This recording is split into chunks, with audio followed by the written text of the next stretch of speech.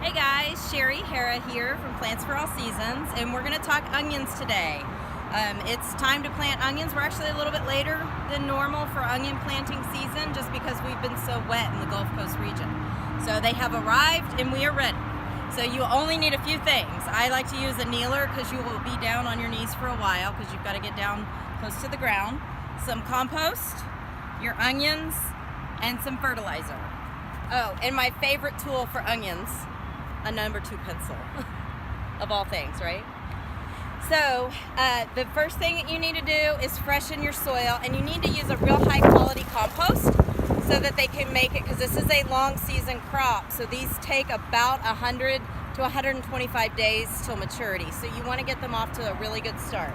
So first you'll apply some compost, and I like to use the Nature's Way leaf mold compost because it has a fungal quality to it and a bacterial quality, and the fungal quality to it's going to help acidify, and these like an acid-loving environment. So first we're just going to dump our compost.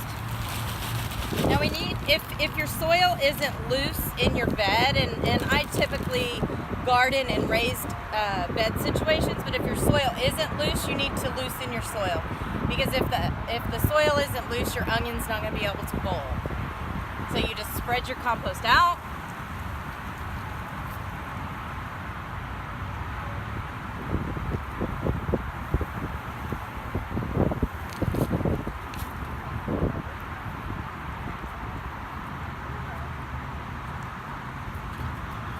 I don't typically mix it in. I just put a layer on the top.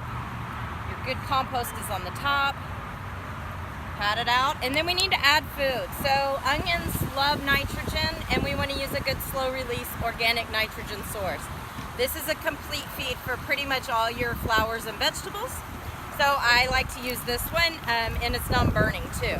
So I'll add it at the time of planting, and I just sprinkle this out liberally so that they can get off to a good start. And then I'll reapply this throughout the growing season about every 6 weeks to the top of the soil, just chicken feeding it just like I did.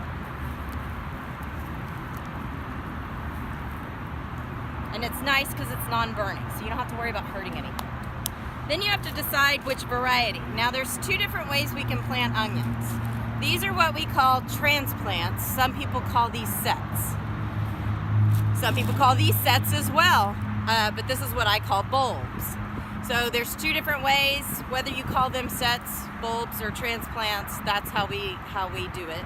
But these are just like little baby onions that have been preserved, and they're ready to be planted in bulbs. So how you would do this is you would just take your little bulb, pointy side up. You can kind of tell where the roots come out at the bottom down here.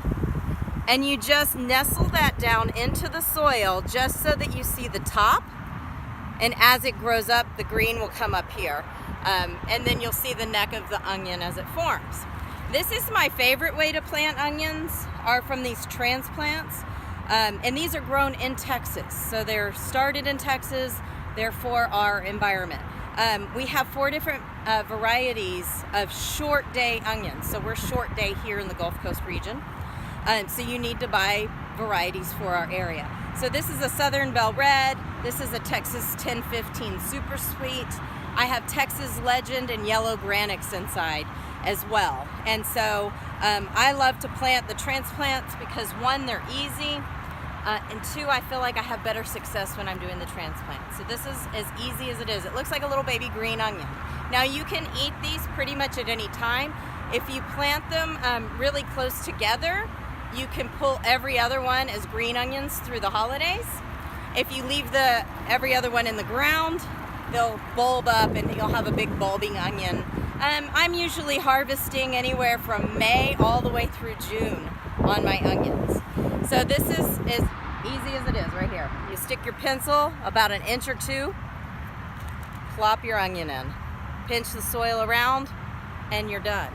And you just keep going. If you put them, like I said, if you put them closer, if you do them about every 3 or 4 inches, then what you can do is through the holidays, you need green onions. You don't want to run to the store. You could pull every other one, and then now they're at their 6 to 8 inch spacing, and you leave these in the ground to bulb up for your later harvest to get your big bulbing onions. And then, like I said, I'll just reapply my fertilizer. As far as watering goes through the winter, if we're getting at least an inch of rain a week, that's typically enough. So you don't have to do extra watering. If we have a week of dry, then you will need to get a hose out and do some hand watering. Just a light watering on the top. You want to make sure that it's very well drained and dries out between watering because we don't want them to rot. And that's about it. That's as easy as it is. Cover them if we're going to be really icy and nasty. Other than that, they're good to go, and you'll have beautiful onions. What about the harvesting? Like the 13 leaves, I've heard something like that. Oh, so if you're wanting to grow competition grade onions, a little fact is, so if you look at this onion, and there's 1, 2, 3, 4 leaves here, that means there's 4 layers. To have a perfect onion, you have 13 layers. So when you cut it open, you have 13 rings. To achieve that, you need 13 leaves. So when you get to that 13 leaves, you know that you have the perfect onion. But you can eat them really at any time in between, from this stage all the way up to that 13 leaf stage. And then they're ready. So the tops will start dying out. That's when you know that it's time to harvest them and be done with them. You can pull them out of the ground and store them on a dry area outside, maybe on a table. You dry them for a few days, then you can store them in your pantry or on the counter inside. Thanks, guys. Have a good day.